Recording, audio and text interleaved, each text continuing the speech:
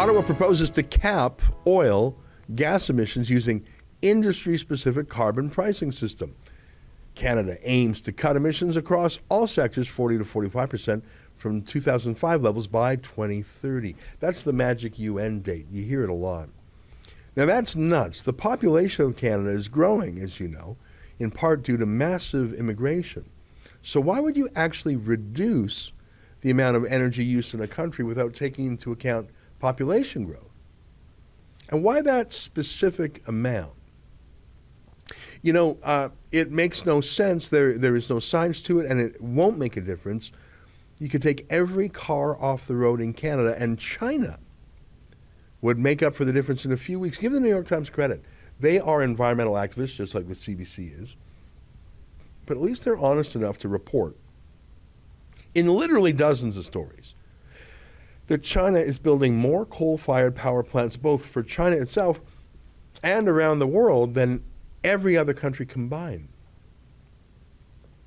But sure, you tackle those Canadian cars. That's the real problem in the world. Let me read a little bit. The federal government is proposing to use an industry-specific cap-and-trade system or a modified carbon pricing system to get a ceiling for emissions from the oil and gas sector and drive them down almost 40% by the end of the next decade. That's a very fancy way of saying taxes. Let me translate it into another language. Alberta voted Conservatives, so now they must be punished. It's an extremely long story. I'm not going to read much of it to you. I mean, but I can tell you that the story never once questions the side effects, the consequences, the cost of lost jobs, of lost income, the obvious fact that the world will consume exactly how much oil it will consume, whether or not it buys it from Russia, OPEC, or Canada. But more to the point, it doesn't even ask such an obvious question. If we shut down Canadian oil, we're still going to drive and jet around. And we can see how it comes to Canada now. In those parts of Canada that don't produce oil, Ontario, Quebec, the Atlantic, the oil comes in by rail from the U.S. Remember the Lac Mégantic fire? That was an oil train from the United States coming into Canada because we didn't have a pipeline to Quebec. And it comes by sea from OPEC countries, including Saudi Arabia and other dictatorships. But here's the thing. That foreign oil will not be taxed under Stephen Guilbeault's proposal. It will not have a carbon tax put on it. It will not be subject to cap and trade. It will not have a carbon analysis or, all the rage in the Liberal Party, a gender analysis. They do that. Or an eco-analysis or whatever they're putting Alberta through and every other Canadian industrial project. Remember that gender analysis? Do you think Saudi oil would pass a gender analysis?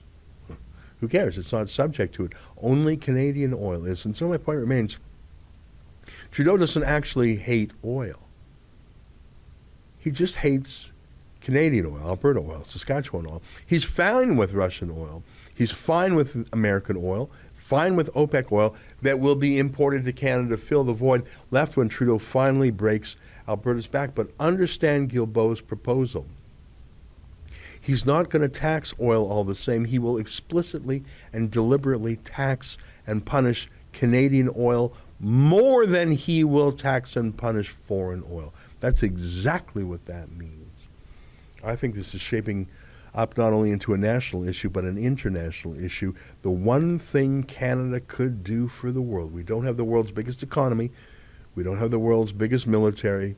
Trudeau is laughed at in diplomatic circles. But the one thing we could do to help the world is to produce as much ethical oil as possible, as much as possible, knowing that every extra barrel we pump is a barrel less sold by the Venezuelas and Irans and Saudi Arabias and Russias of the world, and $100 less in their pockets and $100 more in ours. That is the one thing Trudeau will not do. What you just saw was an excerpt from my nightly show, the Ezra Levant Show. Every weekday I do a monologue. Usually it's about half an hour. Then I interview an interesting guest, and then we read my hate mail or my fan mail, whichever is more fun.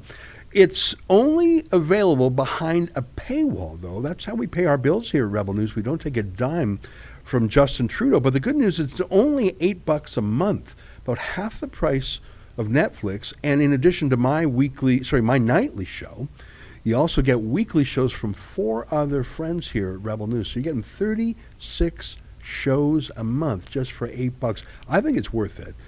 And even if you're not quite sure, do it anyways, because we rely on viewers like you to keep us free and independent. I promise you I'll never take a dime from Trudeau. Just go to rebelnewsplus.com and click subscribe. Thanks.